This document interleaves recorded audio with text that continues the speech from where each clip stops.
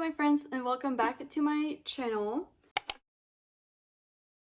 Today's video is going to be my April TBR, which is my favorite video to film, just my monthly TBRs in general, but this one's going to be for April. So if you've been here before, you know that I always choose my monthly TBRs using my TBR jar, which is empty right now because I emptied it into my book cart to be able to actually reach in and grab the little papers. And ever since 2023 I started choosing 10 books out of the TBR jar just to give me more of a variety in the books in the TBR stack. I never read all of the books that are chosen in these videos just because I'm a university student. I don't have all the time in the world to read, but I do my best to pick out of that stack during the month for whatever I want to read. So I think I covered everything I want to say in the intro, so let's just get started and let my TBR choose all the books I'm gonna try to read in April. Like I said, all the books are next to me in my book cart. You can't see it, but all the little papers are here. And we're gonna go for 10 books. And honestly, as always, I'm hoping for some romance, but I've been wanting to read more literary fiction, so maybe that too. But at the end of the day, who knows what the TBR jar is going to choose. So here we go with the first one. Okay, so the first one is actually a book that was on my January TBR. It's Children of Blood and Bone, which is a YA fantasy book. I didn't get a chance to read it in January. I'm glad to have it back on the TBR. Okay, so this, I don't know what it's about. Do I ever know what a book is about? No. But the tagline at the back says, "They killed my mother, they took our magic, they tried to bury us, now we rise." So sounds intense. And there's a beautiful map right in there. And I don't want to be mistaken, but I think the third book of this is coming out soon. I feel I have that in the back of my mind like it's true, but it might not be true. But I know there's at least 2 books in there. And I have the first one, and the first one's on the TBR. And I've heard amazing things about this. Like when I posted my January TBR with this one in, I got a lot of comments saying that this book was amazing. I guess I just wasn't really in a fantasy mood or in a big book mood because this is 500 pages. So I tend to stay around the 300 page mark, but you know, I'll do my best. I have exams coming up in April, but we'll see if I do end up reading this book. I am interested in this book. We'll just see about the length. I'll need to choose a weekend where I don't have anything to do. So yeah, first book on the TBR, Children of Blood and Bone. Next book on the TBR, my sister that is right there. You can't see her. She is secretly hoping that I pick out My Policeman. So let's manifest My Policeman, which I do want to read, so I'll be happy if it does come out. Alright, next book is A Proposal They Can't Refuse. That was on my February TBR, and I just put this paperback in for this video. It's funny that it came up again. These are all previous, well, all. We only did 2. But they're both previous TBR books. So here we go. This is the one, A Proposal They Can't Refuse, which I think now that spring is coming. I say is coming because we just had a snowstorm at the end of March. Since it's kind of coming soon, hopefully, I feel more drawn to this book now because it feels really summery and sunny because of the cover. It might just be the cover, but it's yellow and bright, and it makes me want to read this when it's just nicer out. But if I remember right, this is a romance between a chef and a whiskey, I don't think I can say that word, distiller, somebody that makes whiskey. And they are set up by the girl's grandpa, or both grandparents of each person, of each love interest is set up to fake date or be in a fake engagement, I think. Yeah, so you know, that sounds like something that's right up my alley, super cute and fun and funny. It does say in the front, this book bursts with humor, heat, love, and family. So, and I've also heard really good things about this book as well. Definitely happy to have it back on the TBR. And obviously it's a romance, so there's a pretty good chance it gets picked up just because that's my main book genre. So book number 2 on the TBR. Book number 3. Okay, this is 25 Days of Christmas. I don't even have that book anymore. I don't think so. But also it's a Christmas book, so we're gonna pass on. That's the only reason why I would pass. It's for Christmas books. I want to keep them for the Christmas season. But also for this one, I really don't think I have the book anymore. I think I unhauled it. So book number 3. Dreams Lie Beneath, which is a YA book by Rebecca Ross. So here's the book, Dreams Lie Beneath by Rebecca Ross. I've heard really good things about Rebecca Ross's books, like in general. She has a few YA and then like at least 2 adult fantasy books. I have yet to read any of them, but she has been on my radar lately to maybe pick one of her books up. Ooh, this one has a really pretty map. It's like filled with florals and flowers. I like it. Now, I don't know exactly what this book is about. Honestly, I got it because of the cover and because I would see it a lot on Book Talk and Bookstagram. But it seems to be about breaking a curse that is haunting the realm of Aznor.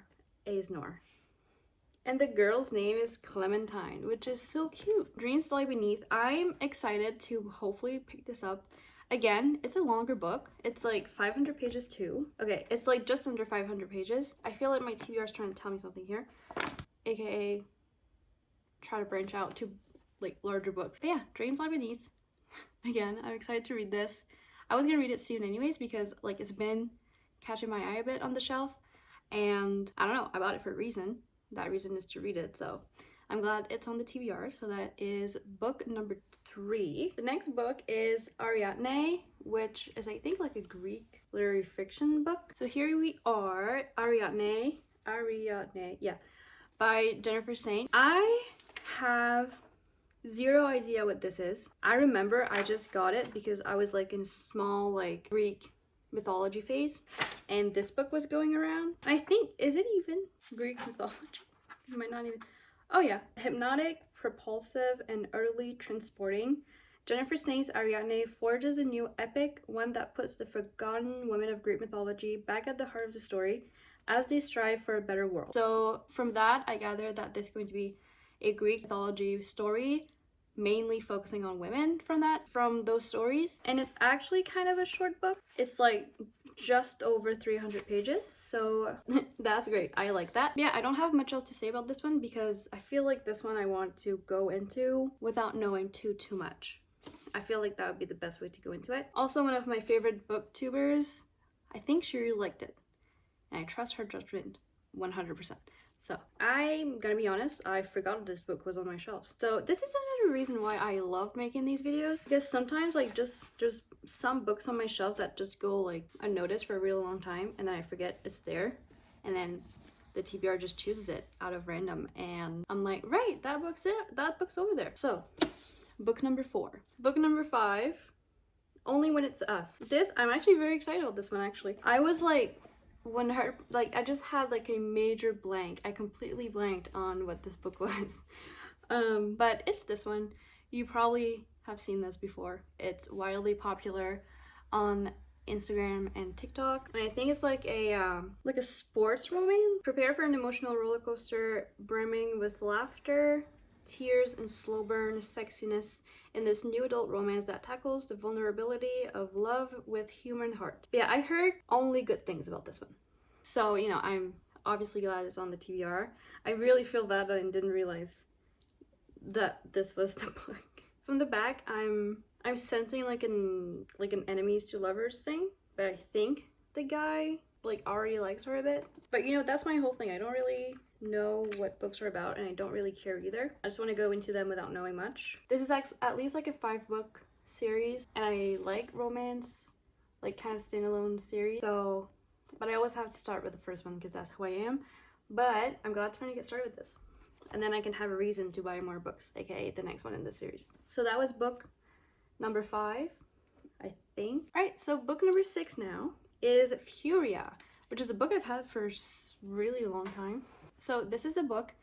It's a YA fiction novel. I have no idea what it's about. Camila Hassan leads a double life. At home, she's a careful daughter, living with her mother's narrow expectations in the shadow of her soccer star brother and under the abusive rule of her short-tempered father. On the field, she is La Furia, a powerhouse of skill and talent. When her team qualifies for the South American tournament, Camila gets the chance to see just how far those talents can take her. But the path ahead isn't easy. Her parents would never allow a girl to play football, and she needs their permission to go any further. And the boy she once loved is back in town. Since he left, Diego has become an international football celebrity, but things have changed for Camila too. She has her own passions and ambitions, and Furia cannot be denied. As her life becomes more complicated, Camila is forced to face her secrets and make her way in a world unprepared for the dreams of a girl like her. I had no idea what this book was about, like zero, and now I'm definitely intrigued with it. Also, it has one of those fake stickers. So yeah, a sports story, which I'm 100% sure is going to have a deeper meaning to, which are the kind of YA books I like. And also, this has a pretty large font, so I think it's going to be a really quick read. Okay, on to book number 7. We Have the Flame. Has this been on a TBR yet? I don't think it did. This is cool. Okay, We Have the Flame. This was one of the more popular books on Book Talk when I joined, or like not too long after I joined, so like almost 3 years ago, and like everybody was obsessed with it. So naturally, I got it without looking up anything about it. But it has a pretty interesting map though. I don't know, the girl in the front looks pretty badass, and it says dazzling and magical. People lived because she killed. People died because he lived. Zarifa is the hunter, disguising herself as a man when she braves the cursed forest of the Ars to feed her people. I already like that, and I'm not gonna read more. So if you want to know what this is about, go on Goodreads. So like, I don't know, that sounds really badass. Like I was saying, like she looks really badass, and just the tagline saying like people lived because she killed, and people died because he lived. Yeah, like. Yeah, and this is another long book. I'm getting fantasy, which is great because I want to read more fantasy, but they're all super long books. So I gotta pick my battles. Like, do I want to read fantasy? Yes, we'll read long books. If anyone has like short fantasy books recommendations, leave them down below. So We Have the Flame is the 7th book on this list, I think. I'm not sure anymore, but I'm really glad it's on here. I think I saw it in paperback somewhere. I might switch to a paperback, but at the same time, the hardcover is so pretty. And I don't say that a lot, because I love paperbacks. Okay, so We Have the Flame. Oh, the cover is also kind of reminding me of that famous painting. I can't even remember the artist's name. But anyways, you know what I mean. Book number 8, we're getting there. And so far, I'm loving this stack of books I'm getting. Ooh. This is nice because this book has resurfaced on the internet lately, because it was popular when it came out, then it kind of went silent a bit, and then it's back. Iron Widow, which hold on, Iron Widow, not Iron Iron Widow, Iron Widow. That is the one word, well, one of the words that I cannot say every time. We play Minecraft and I'm like, I'm gonna go get iron. Who's Iron? Iron Widow. The main reason why I got that book when I did, aka when it came out, was because of the author picture. Look at that. And I think that's amazing. So for this book, I think it's like I think it's a sci-fi book, maybe mixed with some fantasy aspects, but I have heard a lot of good things about this one. The highest honor for a young girl is to be selected as a concubine pilot. Porters paired up with male pilots to power up chrysalises, giant transforming metras that humanity relies on to battle the massive aliens that lurk beyond the Great Wall. We did it. Also, we're talking about aliens.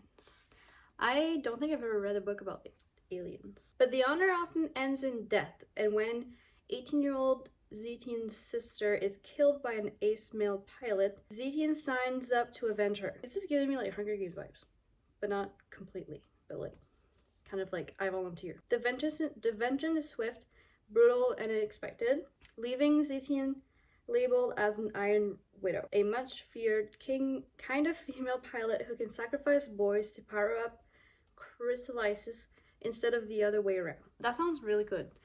And like really badass and like girl power kind of thing. So yeah.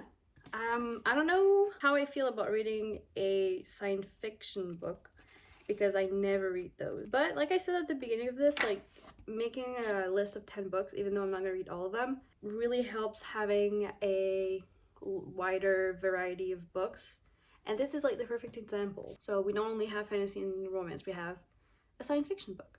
So I think that's cool. We are on book number 9 and I'm starting to get tired. Ooh, oh yeah, that's cool. That's good. The Silent Patient. Only one book left and there's no policeman yet. So here's The Silent Patient. With this one, I really don't want to know much about it because it's a thriller and I really want to go in without like any expectations. My only expectations is that it's good.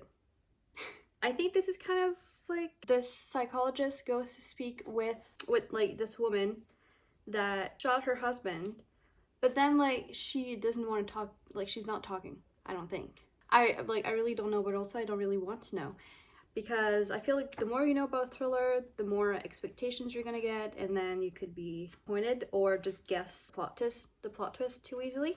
So here's number 9 on the TBR. I have a good feeling about this one. I've been wanting to read it for so long, so I have a really good feeling about this. And I think, should I do a reading vlog or like a read with me with this one? So I can like record my reaction to it. I think that'd be cool. And the last book of the April TBR, A Curse So Dark and Lonely, which I think is like a fairy book, and I'm really excited for that. So this has been out for quite some time. I've had this book for quite some time, and I never picked it up for some reason. I feel like just because like I'm not always in a fantasy mood. I have heard like really good things about this book from Bridget Kemmerer. It says, fall in love, break the curse, save the kingdom. And I see a lot of like thorns, like spiky things on the cover, and it reminds me of Sleeping Beauty, so it might be like kind of a retelling of that. Cursed to repeat the autumn of his 18th birthday, or 18th year, Prince Ren of Emberfall thought he could be saved easily if a girl fell for him. But that was before he turned into a vicious beast and destroyed his castle, his family, and every last shed of hope. Nothing has been easy for Harper, with her father long gone, her mother dying, and her brother constantly underestimating her because of her cerebral palsy. When she tries to save a stranger on the street of Washington, D.C., she's pulled into a magical world. Everything you want in the retelling of a classic fairy tale.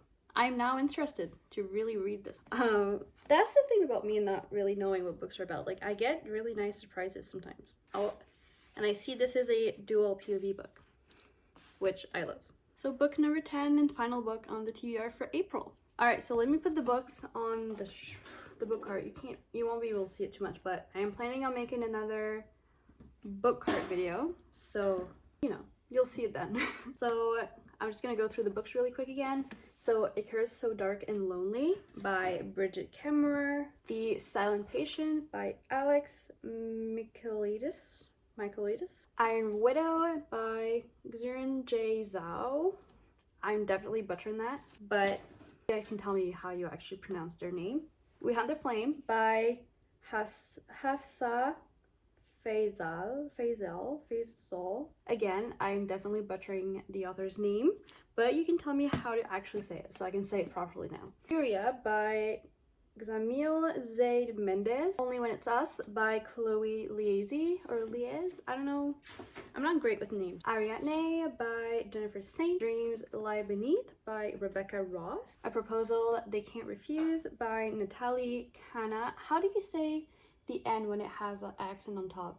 And Children of Blood and Bone by Tomi Adeyemi. This is a pretty good and diverse TBR actually. Also, we have a book club. Me and my sister have a book club. She's right there. But we have a book club. And it's called Two Sisters in a Book. And we will be reading a new book for April.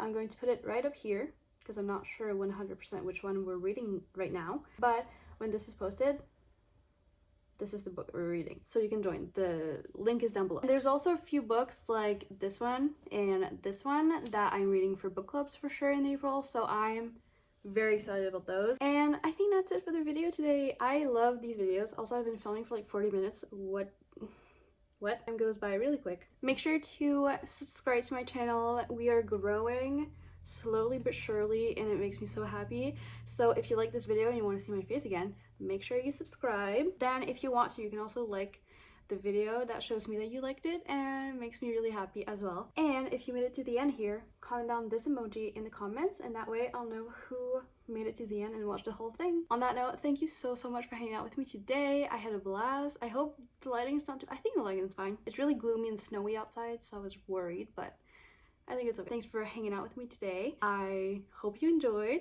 and I'll see you guys in the next one. Bye!